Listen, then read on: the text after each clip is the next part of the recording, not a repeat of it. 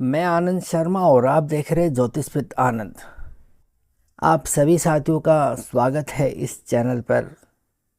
आज इस वीडियो में हम D10 यानी कि दशांशा कुंडली के 7th हाउस के बारे में बात करने जा रहे हैं।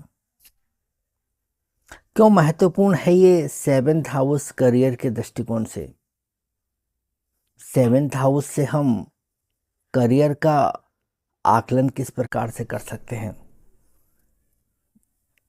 7th हाउस हमारे करियर को किस प्रकार से प्रभावित कर सकता है, कब, क्यों और कैसे।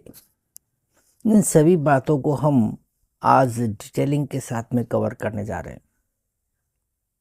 क्या आप जानते हैं आपकी पब्लिक इमेज आपके करियर को किस तरह से बर्बाद कर सकती है। आपके पार्टनर ही आपके लिए कब सिरदर्द बन जाते हैं। आपको कस्टमर्स का सहयोग मिलेगा या नहीं। आपके अंदर स्वतंत्र बिजनेस करने की योग्यता है या नहीं। इन सभी बातों को हम D10 के 7th हाउस के द्वारा ही देखते हैं और इन सभी बातों का हम बारी बारी से अध्ययन करने जा रहे हैं। सबसे पहले हम बात करेंगे पब्लिक इमेज का। जैसा कि आप सभी जानते हैं, किसी भी कार्य क्षेत्र में प्रगति के लिए लोगों से मेल जोल होना बहुत ज़रूरी है। जिस व्यक्ति का सर्कल ज़्यादा बड़ा होगा, जिस व्यक्ति के संपर्क सूत्र ज़्यादा बड़े होंगे, जिस व्यक्ति की पब्लिक इमेज अच्छी होंगी, उसको अपने कार्य क्षेत्र के अंदर एक एडवांटेज मिलेगा, लोगों का सपोर्ट मिलेगा और सपोर्ट के सहारे व्यक्ति का कार्य करने का तरीका एकदम बदला बदला सा नजर आएगा।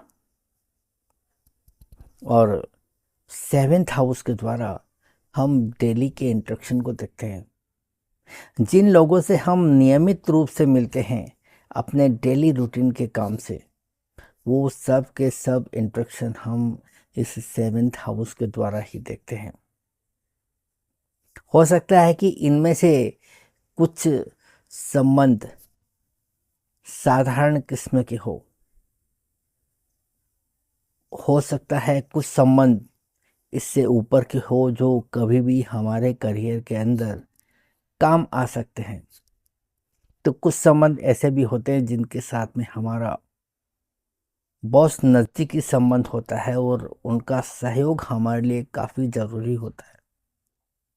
तो यहाँ पर आप लोगों से किस प्रकार से मिलते हैं, किस प्रकार के साथ में उनके साथ में बिहेव करते हैं, ये सब के सब हम 7th हाउस के द्वारा ही देख सकते हैं। 7th हाउस में अगर ग्रहों की स्थिति अच्छी है, 7th हाउस में बैठे हुए ग्रह ताकतवर है, अच्छी स्थिति में है, तो इसका मतलब ये हुआ कि आप लोगों के साथ में बहुत अच्छी तरह से संबंध बना के रख सकते हैं। आपके अंदर इस प्रकार की योग्यताएं भरी हुई है। वहीं 7th लॉर्ड अगर अच्छी स्थिति में है तो इसका मतलब ये हुआ कि आप जिन लोगों के साथ में मिलते हैं उनके साथ में बड़े दिल से मिलते हैं, उनके साथ में बड़े तजुर्बेकार अंदाज में मिलकर उनका सहयोग लेने का प्रयास करते हैं, उनके साथ में मेलजोल बढ़ाने के लिए मेहनत करते हुए नजर आते हैं। वहीं अगर इस 7th हाउस में ग्रह स्थिति भी अच्छी है और उसके ऊपर नेचुरल बेनिफिट यानी कि बृहस्पति या शुक्र जैसे ग्रहों की दृष्टि आ रही है या इनके साथ में एक्सचेंज हो रहा है, तो ये एक बहुत अच्छी स्थिति हो जाती है। इसका मतलब ये हुआ कि आपको लोगों के साथ में संबंध बनाने के अंदर कोई दिक्कत नहीं आने वाली, क्योंकि आपको सपोर्ट मिलने जा रहा है।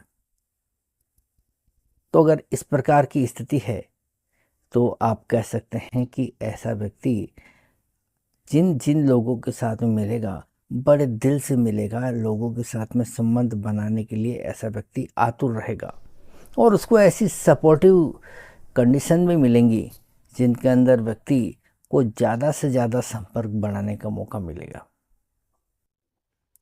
अगर लोगों के साथ में संपर्क अच्छे हैं, लोग आपको अच्छी नज़र से देखते हैं, तो आपकी एक ऐसी इमेज बनकर तैयार होंगी जो आपके करियर के अंदर काफ़ी सहायक सिद्ध हो सकती है। और आपकी इस इमेज का आपको भरपूर बेनिफिट मिलने जा रहा है। जब कभी भी करियर के अंदर आपको इन लोगों की ज़रूरत पड़ेगी, ये बढ़ चढ़कर आपका सहयोग करते हुए नज़र आएंगे। तो पब्लिक इमेज करियर के अंदर बहुत महत्वपूर्ण है, और इस इमेज को हम 7th हाउस में ग्रहों की स्थिति को देखकर समझ सकते हैं। अगर स्थिति अच्छी है तो लोगों का आपको सपोर्ट मिलेगा, और आप लोगों के साथ में संबंध बनाने के लिए हमेशा आतुर रहेंगे, और इस प्रकार की योग्यताएं भी आप में निश्चित रूप से पाई जाएगी। अब हम बात करते हैं स्वतंत्र बिजनेस करने की योग्यता या क्षमता के बारे में। देखिए, हर कोई व्यक्ति चाहे कितना ही बुद्धिमान हो, कितना ही इंटेलिजेंट क्यों ना हो, उसके अंदर स्वतंत्र बिजनेस करने की योग्यता है ही है, ऐसा हम नहीं कह सकते। बहुत से लोग ऐसे होते हैं जो बहुत इंटेलिजेंट होते हैं, परंतु वो जीवन भर जॉब करने के अंदर ही अपना ध्यान लगाते हैं, और उसी के अंदर वो बहुत अच्छा करते हुए नज़र आते हैं।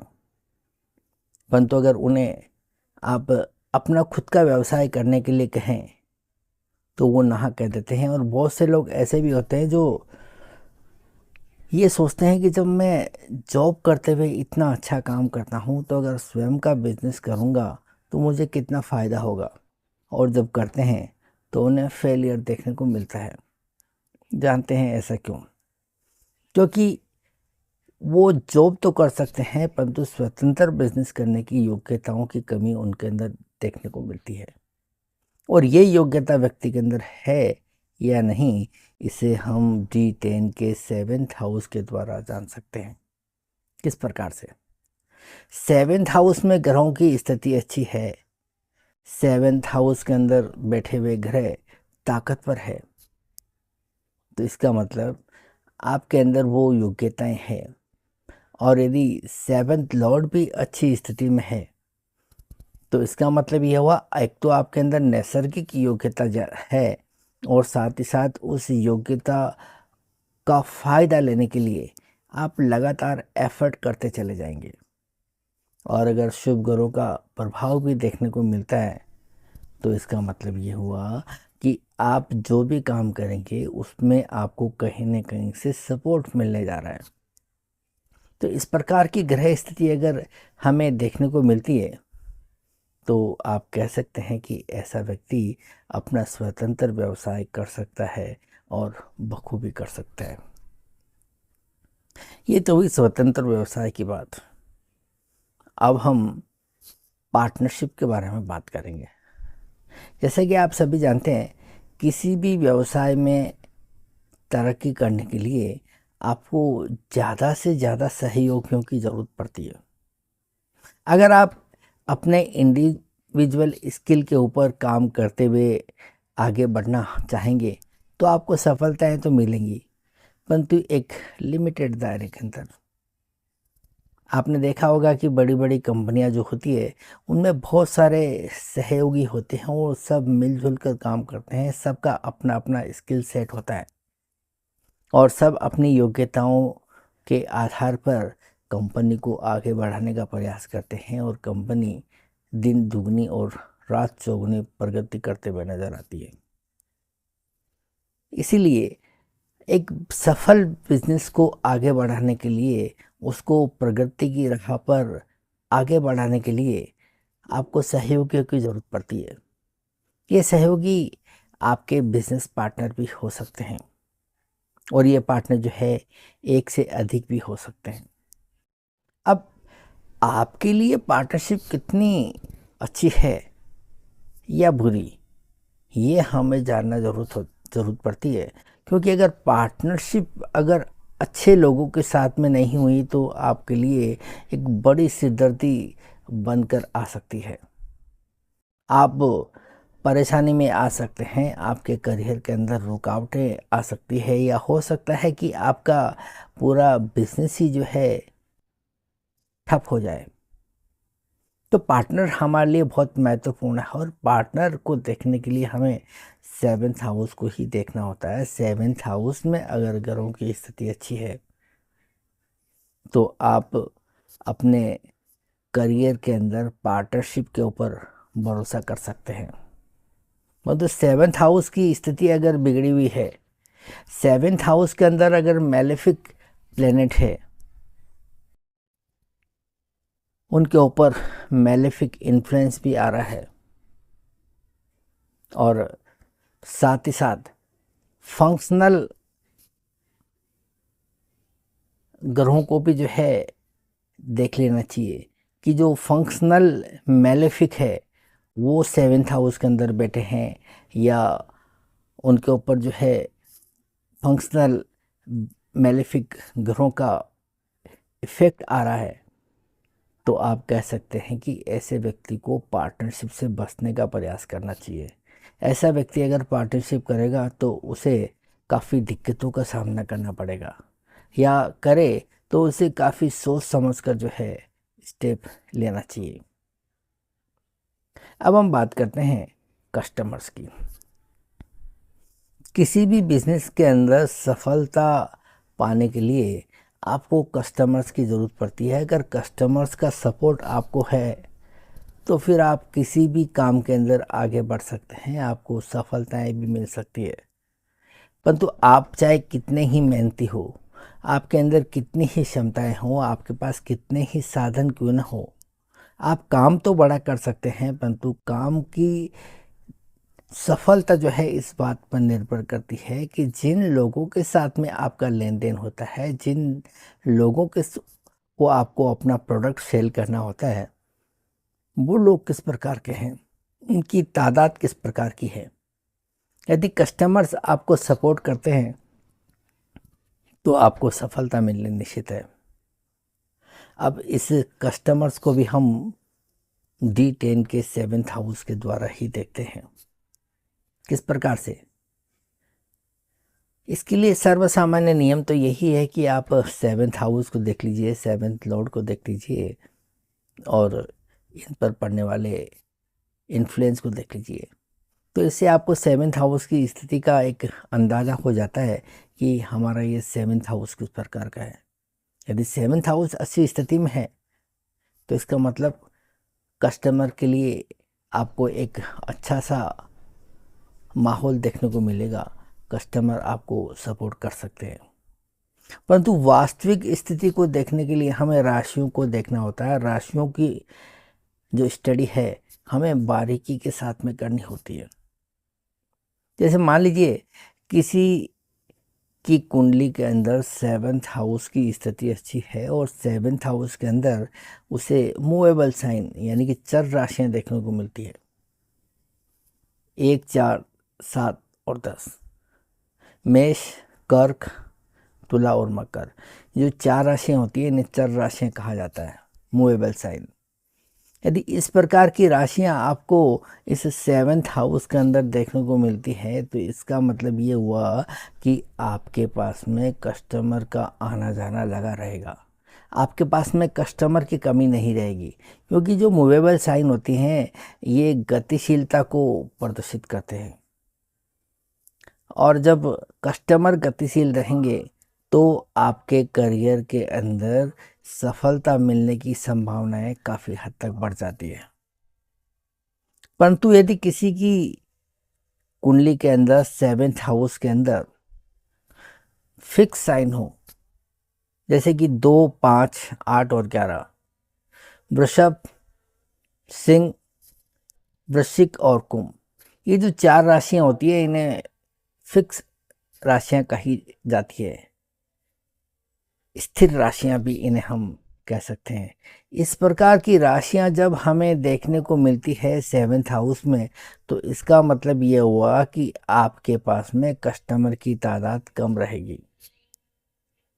जब कस्टमर की तादाद कम रहेंगी तो आपको कुछ काम भी ऐसा ही करना होगा जिससे आप ज़्यादा कस्टमर की ज़रूरत महसूस नहीं कर सके।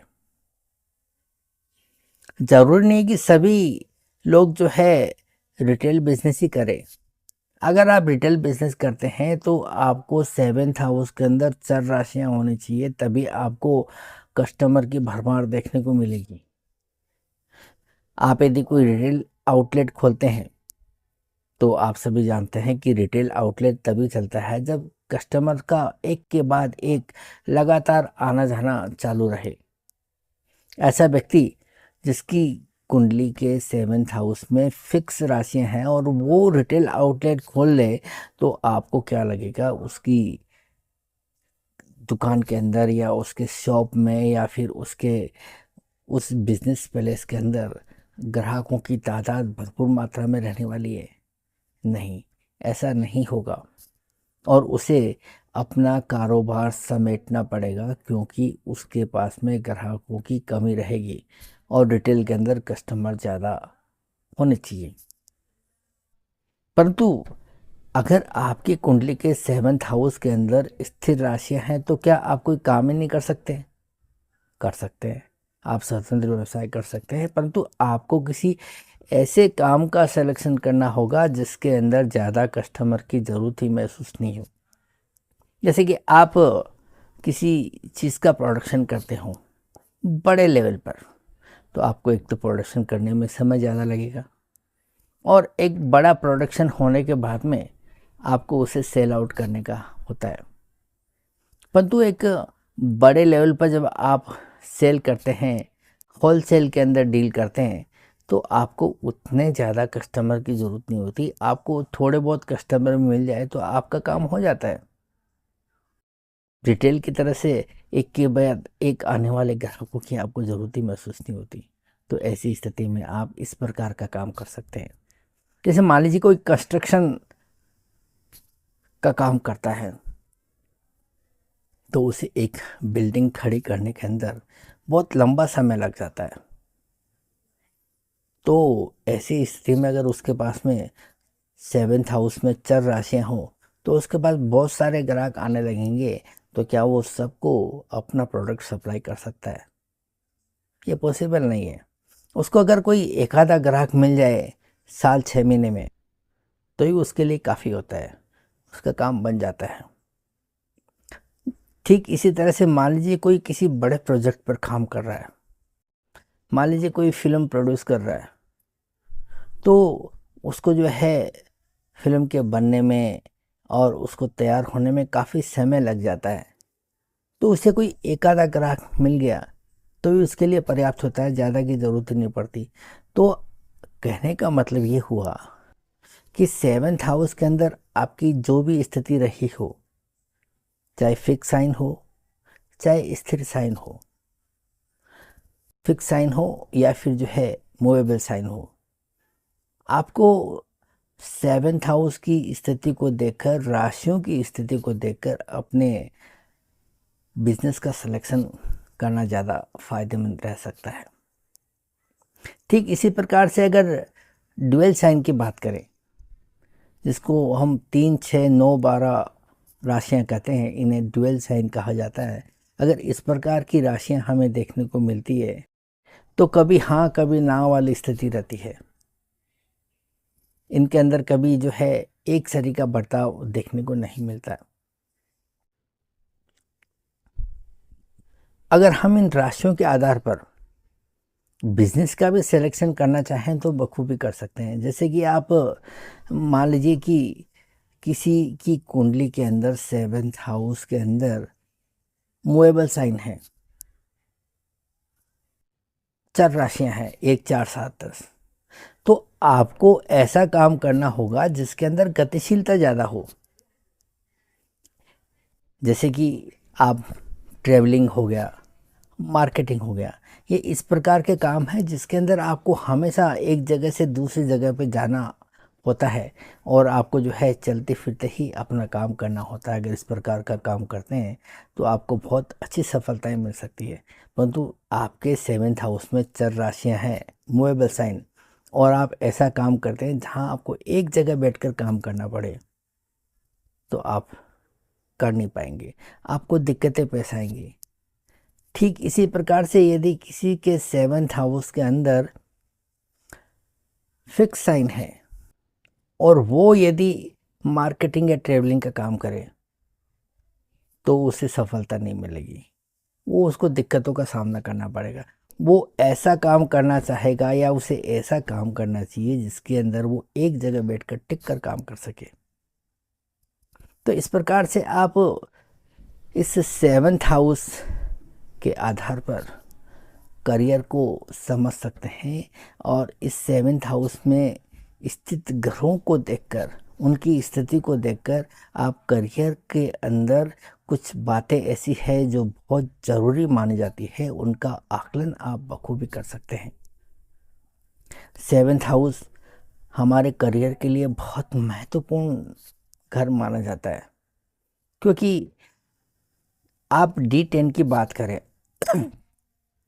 तो D10 के लगन से हम सभी प्रकार के कर्मों को देखते हैं जिनमें करियर भी एक पार्ट है। परंतु करियर के बारे में अगर हम स्पेशली कुछ जानना चाहें तो D10 की 10th हाउस को ही हमें देखना होता है। और 10th हाउस के अनुसार, भावात भावम के अनुसार 10th हाउस का 10th बनता है 7th हाउस।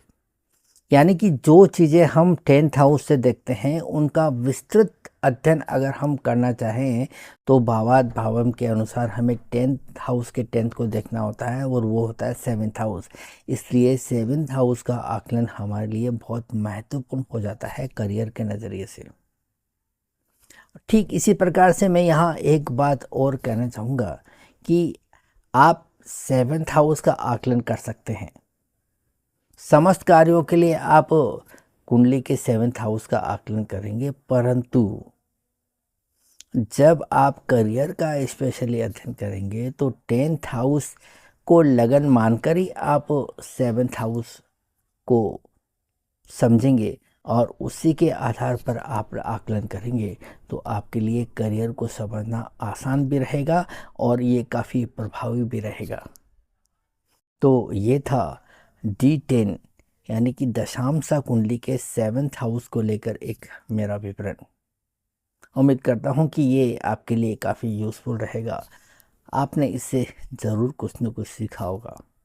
अगर हाँ तो आप चैनल को सब्सक्राइब करना मत भूलिए और सब्सक्राइब करके बेल आइकन का बटन ज़रूर हिट कर दीजिए, क्योंकि इस चैनल पर मैं अपने समस्त ज्योतिषीय अनुभवों को आपके साथ में तहे दिल से शेयर करने का प्रयास करता हूँ।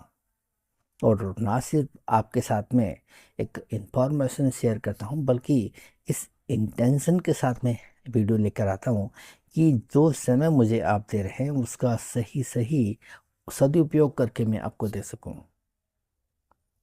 और यदि आप में से कोई भी किसी भी समस्या पर मुझसे कोई कंसल्टेंसी लेना चाहे या फिर मुझसे ज्योतिष सीखना चाहे तो आप नीचे दिए हुए नंबर पर डायरेक्ट कॉल कर सकते हैं या फिर व्हाट्सएप मैसेज कर सकते हैं। तो आज के लिए इतना ही, मिलते हैं अगले वीडियो में किसी और नई जानकारी के साथ में। तब तक के लिए इजाज़त। Thank you.